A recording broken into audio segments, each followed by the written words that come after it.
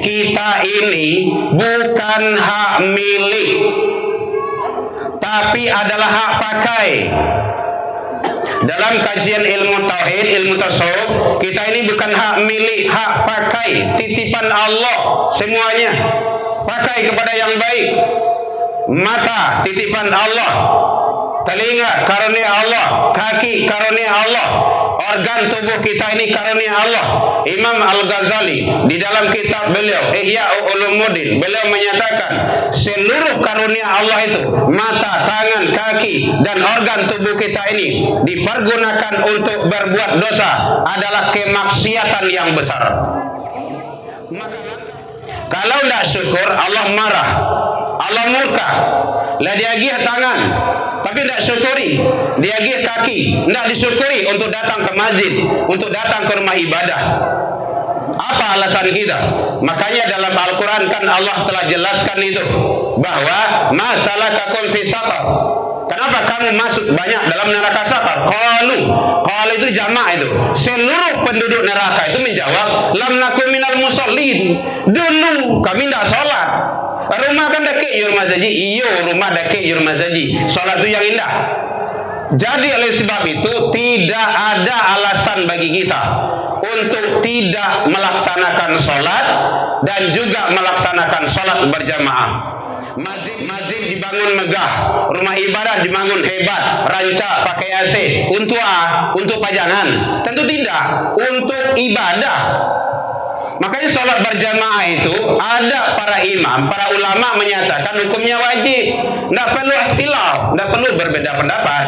Satu, keterangannya bahwa aqimus sholah, Al-Quran, dirikan sholat, bukan aqimis sholah, aqimus sholah, wa atuz zakah, tunaikan zakat, itu perintah. Warka'u ma'rakin, rukulah kamu bersama orang yang ruku'. Di mana orang yang ruku' itu bahasa mo di masjid jeung mushola. Yang kedua, dalilnya ada sahabat Rasul udah tua, ya Rasulullah, napa? Saya udah tua. Terus ndak ada yang kami membiang ke rumah saji, jadi buta. Terus lay boleh salat di rumah ya Rasul.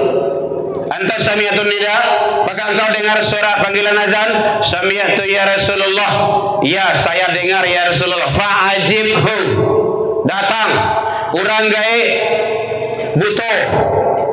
Ndak ada yang kami membiang ke rumah saji, itu kita pasal tangga kara sebatang. Ndak ada yang bawa. Datang, tak ada suara azan, datang ke rumah saji. Badan gadang, saki indah, butuh pun indah. Tak ada suara azan, awak bersih pakak saya. Apa alasan kita nanti di hadapan Allah? Tidak ada. Jadi oleh sebab itu jangan dianggap remeh salat berjamaah itu.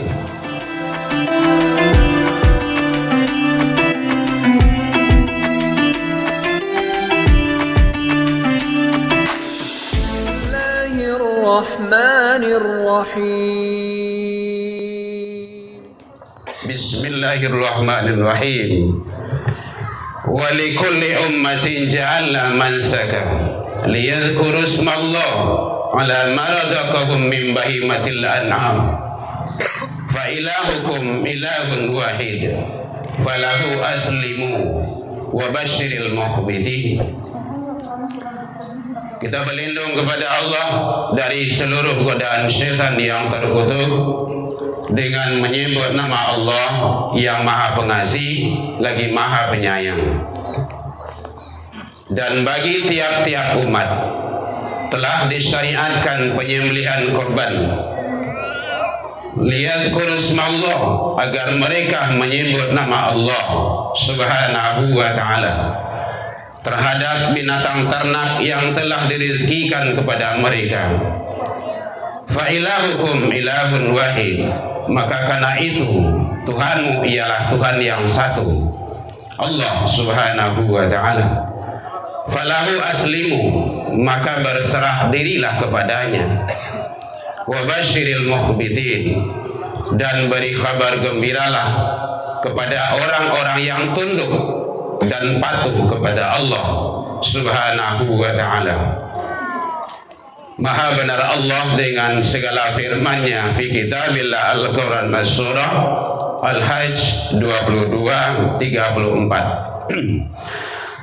Allahu Akbar, Allahu Akbar, Allahu Akbar, walillahil hamd. Hadirin kaum muslimin jamaah rahimakumullah. Hari ini adalah kita mengumandangkan takbir, tahmid dan tahlil, yang mana semua itu kita tujukan adalah untuk meraih ridha Allah Subhanahu wa ta'ala. Di padang Arafah kemarin, jutaan umat Islam telah berkumpul, bermunajat, bermohon kepada Allah Sang Qadir, Allah penguasa semesta dunia wal akhirah.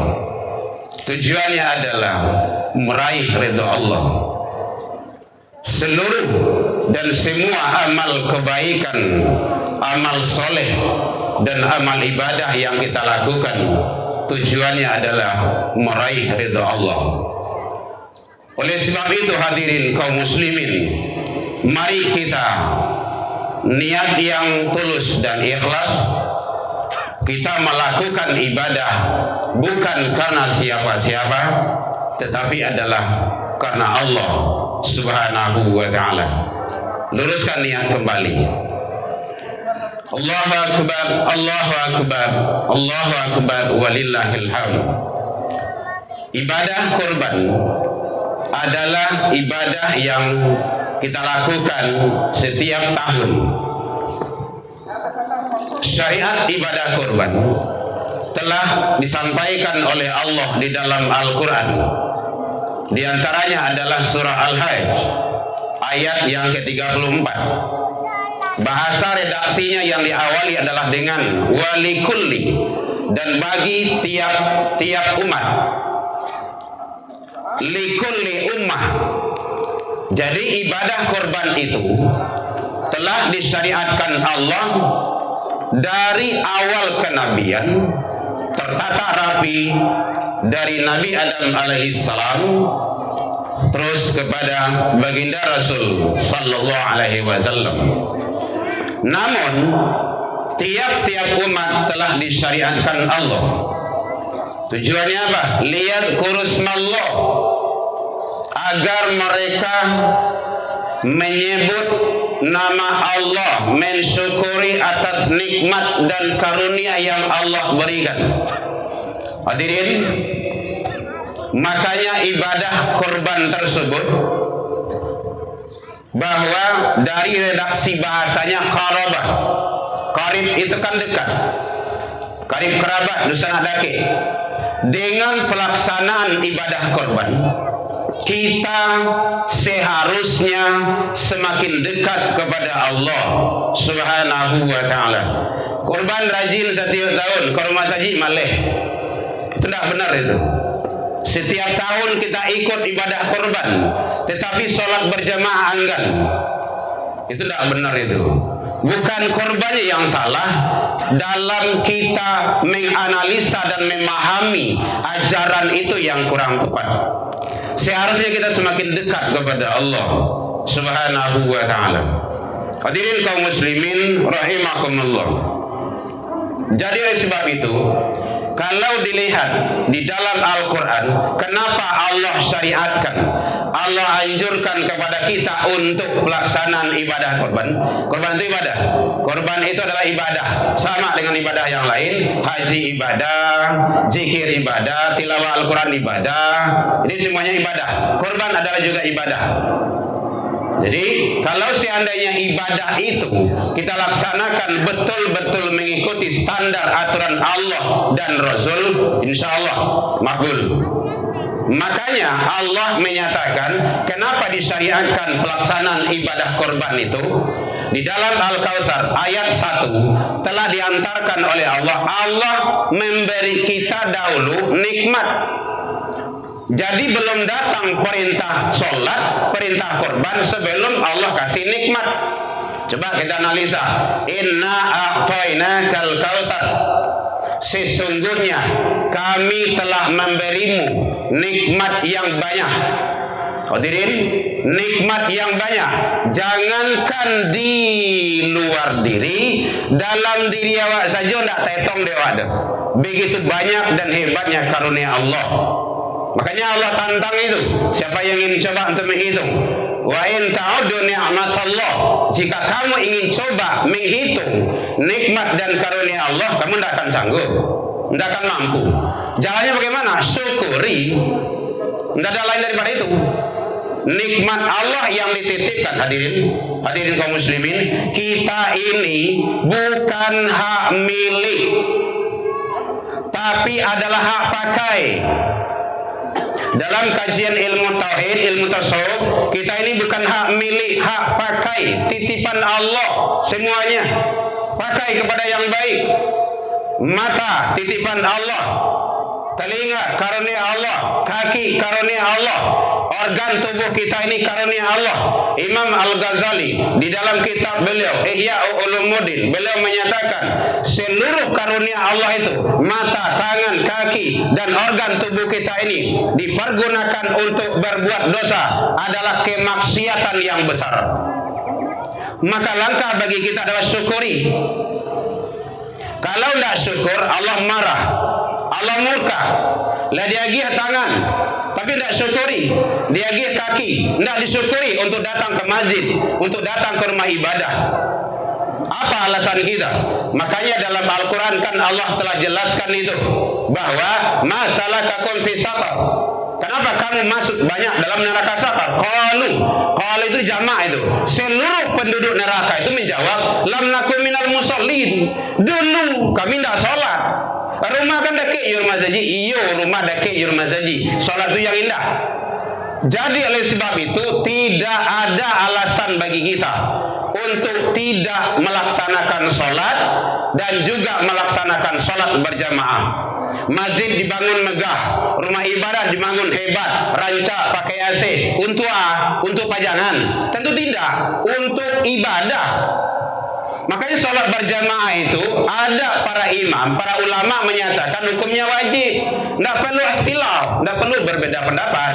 Satu, keterangannya bahwa aqimus sholah, Al-Quran, dirikan sholat, bukan aqimis sholah, aqimus sholah.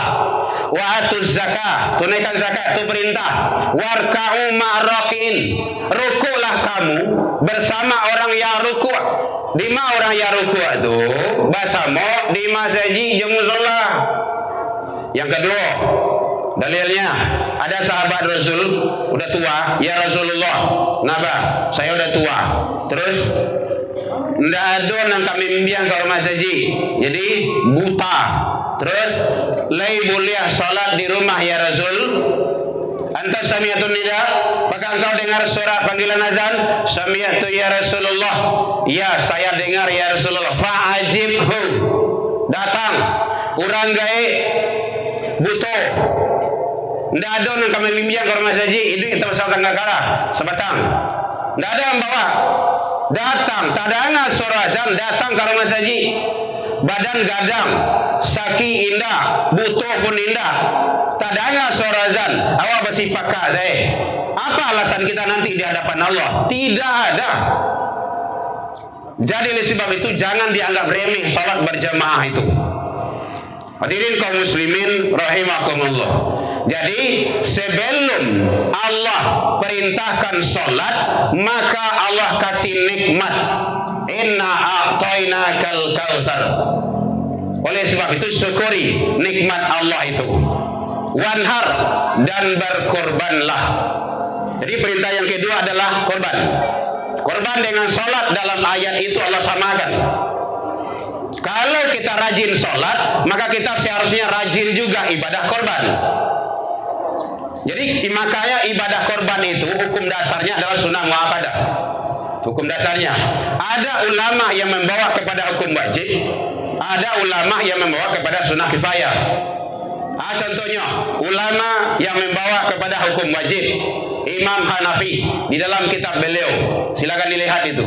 Beliau berpatokan kepada hadis Rasul. Apa kata Rasul? Man kana lahu sa'atun Sia yang diagiah ke lapangan rizki oleh Allah, lam yudah, diagiah ke lapangan rizki oleh Allah untuk berkorban, lam yudah, kemudian dia tidak mau, tidak ada alasan, tidak mau dia. Fala yaqrabanna musallana, jangan dake-dake sampai salat kami. Jangan dake-dake itu berarti berang tuh. Baik menjawab, berarti perintah itu wajib. Pandangan Imam Hanafi, pahami. Nanti jangan dipotong pula video saya nanti. Imam Hanafi menyatakan hukum ibadah korban itu wajib, berlandaskan kepada hadis Rasul. Contoh kecil, kita punya uang 1.500.000, dibawa ke pasar raya, dibawa ke mall, dibawa ke belanja, traktir kawan makan, 1 juta itu tidak bentul itu, salah entahnya, tidak cukup seminggu itu. Atau yang hobi merokok, yang laki-laki rokok berasa bungkui gini kok, ada 25.000, hampir 10.000, 30.000, 30.000 kali sebulan 30 hari kali setahun 2 balik, 10 juta lebih, hampir kambiangnya tu. Membaka piti 10 juta setahun talok. Kenapa korban tak mampu? Berkata tak mampu, bukan tak mampu, tak mau. Walam yudah. Makanya Rasul mengawali siapa yang dikasih nikmat kelapangan rizki oleh Allah, walam yudah, kemudian dia tidak mau, banyak alasan. Fala yaqrabanna musallana. Kalau ini diterapkan, insya Allah tidak 9, tidak 10, ratusan bisa. Kenapa? Terapkan itu. 10 juta setahun taluk dia. Ini 2,5, 26. Masa dah taluk? Bukan dah taluk, dah namuah. Jadi oleh sebab itu introspeksi diri kita untuk ibadah itu perlu. Apa yang perlu? Motivasi ibadah.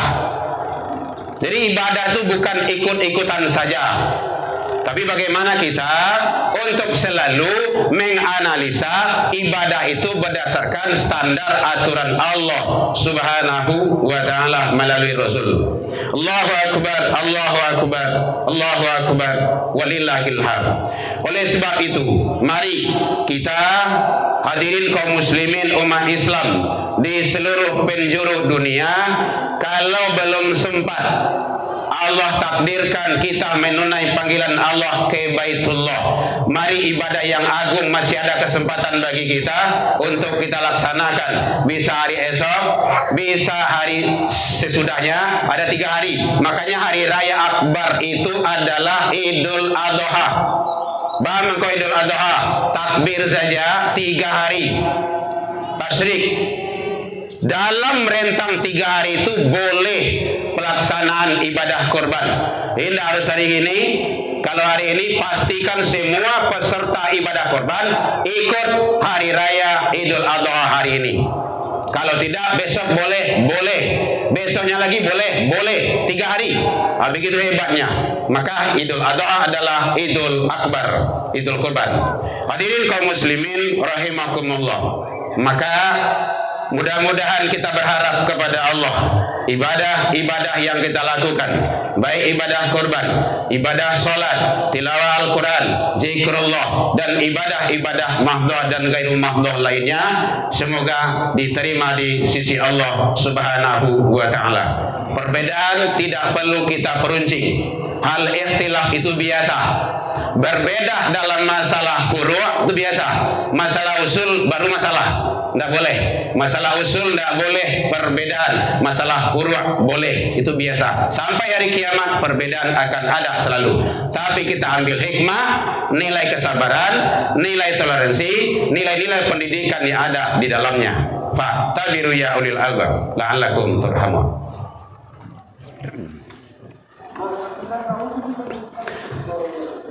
Allahu Akbar, Allahu Akbar, Allahu Akbar, Allahu Akbar, Allahu Akbar, Allahu Akbar, Allahu Akbar, Allahu Akbar, Allahu Akbar, walillahil hamd. Allahu Akbar kabira walhamdulillahi katsira wa subhanallahi bukratan wa asila. La ilaha illallah wahdah, sadaqa wa'dah, wa nasara 'abdah. وعز جنده وهزم الأحزاب وحده لا إله إلا الله ولا نعبد إلا إياه مخلصين له الدين ولو كره الكافرون ولو كره المشركون ولو كره المنافقون لا إله إلا الله والله أكبر الله أكبر ولله الحمد الحمد لله الذي هدانا ولهذا وما كنا لنهتدي لولا أن هدانا الله أشهد أن لا إله إلا الله وحده لا شريك له وأشهد أن محمدا عبده ورسوله صلى الله عليه وسلم اللهم صل وسلم وبارك على هذا النبي الكريم وعلى آله وأصحابه أجمعين أما بعد فيا عباد الله إني أوصيكم بنفسي وإياي بتقوى الله فقد فاز المتقون اتقوا الله يا أيها الذين آمنوا اتقوا الله حق تقاته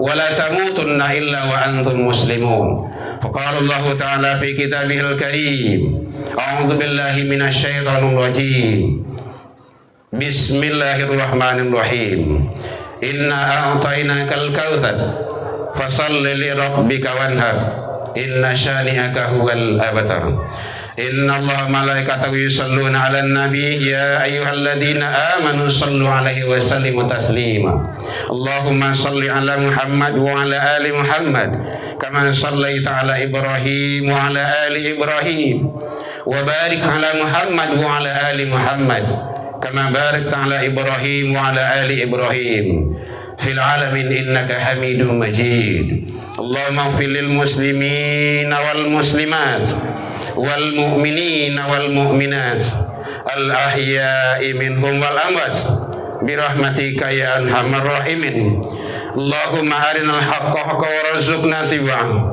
وأرنا الباطل باطلا وارزقنا اجتنابه ربي هب لنا يا الله من الصالحين ربي هب لنا يا الله من الصابرين Rabbi hablana ya Allah minal muttaqin. Ya Allah ya Rabb, di lapangan ini kami berkumpul ya Allah dengan mengangkat tangan bermohon dan bermunajat kepada Engkau ya Allah. Di hari yang mulia ini ya Rabb, terima dan mohon dikabulkan doa dan permohonan kami ya Allah. Ya Allah ya Ghafur, ampunkanlah kesalahan kami ya Rabb. Kami telah banyak bersalah, baik sengaja ataupun tidak disengaja kepada Engkau ya Rabb. Kesalahan orang tua kami ya Allah, baik orang tua kami yang masih berada bersama kami ya Rabb, ataupun yang telah mendahului kami ya Allah. Ampunkanlah kesalahan beliau ya Rabb, karena beliau adalah satu-satunya harapan bagi kami, mengharap redha-Mu melalui redha orang tua kami ya Allah.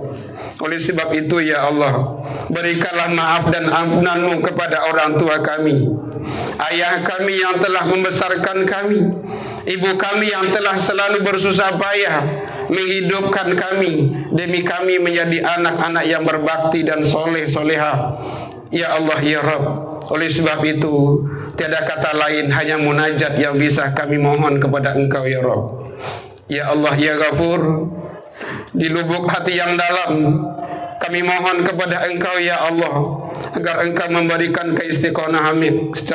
keistiqomahan hati kepada kami ya Allah, untuk selalu berada di atas jalan yang Engkau redhoi ya Allah. Ya Allah ya Rahman, berikanlah kasih sayang-Mu kepada kami ya Allah, agar kami bisa memberikan kasih sayang kepada saudara-saudara kami yang berada, terutama sekarang saudara kami yang berada di Palestina ya Rabb. Mereka itu entah kemana mengaduhkan, tidak bisa lagi selain hanya kepada Engkau ya Allah. Kami tidak bisa, tidak sanggup dan tidak banyak berbuat apa-apa untuk saudara kami ya Allah. Mereka dibunuh, mereka diusir, mereka diusik. Tidak ada kenyamanan yang diberikan kepada saudara kami ya Allah. Anak-anak mereka dibantai, suami-suami mereka dibunuh, rumah mereka dihabiskan, dan semuanya tidak ada harapan bagi saudara kami. Hanya Engkaulah satu-satunya ya Allah memberikan keselamatan kepada saudara kami ya Rabb. Ya Allah, Ya Ghafur, dari lubuk hati yang dalam kembali kami bermunajat, bermohon kepada Engkau ya Allah. Ampunkanlah kelemahan-kelemahan kami. Kami tidak banyak dan tidak sanggup memberikan apa-apa terhadap saudara-saudara kami tersebut ya Allah. Ya Allah, Ya Rabb, hanya kepada Engkau kami bermohon dan bermunajat, berminta. Satu-satunya harapan kami tidak lain adalah pertolongan Engkau ya Allah. Anak-anak kami yang dalam masa sekolah, pendidikan, ada yang jauh di rantau, ada yang dekat bersama kami. Berikanlah kecerdasan, berikanlah ketenangan hati kepada mereka ya Allah. Ya Allah, anak-anak kami adalah masah dalam mencari ilmu. Kadang banyak kami salah dalam mendidik mereka. Kadang mereka terhardik, kadang mereka suka kami cewek, kadang mereka kami kerasi, malahan kami kasari. Tujuan kami hanya mengharap bagaimana anak kami menjadi anak yang soleh, berbakti kepada kedua orang tuanya, dan taat kepada Engkau ya Allah. Oleh sebab itu ya Allah, ampunkanlah kesalahan kami ini dalam mendidik anak-anak kami. Kami ingin anak kami ini di dunia ini bersama kami anak yang soleh, dan juga di dunia di akhir nanti bersama di hadapan Engkau ya Allah. Ya Allah, anak-anak kami ini adalah anak yang fitrah. Mereka belum tahu dan tidak tahu apa-apa ya Rabb. Tetapi karena banyak tantangan yang mereka hadapi, karena banyak mereka menghadapi cobaan-cobaan hidup, gangguan-gangguan yang ada di dunia ini ya Rabb, maka oleh sebab itu berikanlah keistiqomahan hati kepada mereka ya Rabb. Ya Allah, Ya Ghafur, anak-anak kami ini adalah dambaan bagi kami. Kami berharap hanya satu-satunya harapan anak kami menjadi anak yang soleh. Anak yang soleh ya Allah, tidak ada lain daripada itu. Sesuai dengan Nabi-Mu, Nabi Allah Ibrahim alaihissalam menginginkan anak-anak yang soleh. Alhamdulillah, Engkau izinkan Ismail alaihissalam menjadi anak yang soleh ikutan bagi kami ya Rabb. Kami ingin anak kami ini anak yang soleh, tidak mau melawan kepada kedua orang tuanya, tidak mau membangkang dan membantah kepada kedua orang tuanya, dan selalu taat kepada Engkau ya Allah. Berikanlah keistiqomahan hati kepada mereka ya Rabb. Karena anak mereka ini adalah, anak kami ini adalah anak-anak yang fitrah, anak yang suci. Mereka belum tahu standar dalam menjalankan syariat aturan Engkau ya Allah. Kami mohon kepada Engkau ya Rabb, adalah bimbingan dan ridho-Mu ya Allah. Guru-guru kami yang telah mendidik, membina, mengayomi kami, kami kenal dengan Engkau ya Allah hanya dari guru. Kami tahu dengan Engkau ya Rabb adalah bimbingan guru-guru kami. Kadangkala kami banyak tidak mengindahkan nasihat beliau. Ya Allah, berikan keridhaan Engkau kepada guru-guru kami ya Rabb, baik guru kami yang masih berada bersama kami ataupun yang telah menghadap kepada Engkau ya Allah. Ya Allah ya Rahman, Ya Allah ya Ghafur, Ya Allah ya Mujibus Sa'ilin. Rabbana taqabbal du'a innaka antas sami'ul alim, wa tub alaina ya Allah innaka antat tawwabur rahim. Rabbana atina fid dunya hasanah wa fil akhirati hasanah wa qina adzabannar. Ibadallah, innallaha ya'muru bil adli wa ihsan wa ita'il qurba wal fahsya'i wal munkar wal baghi ya'idukum la'allakum tadhakkarun wa la dzikrullahi akbar. Assalamu alaikum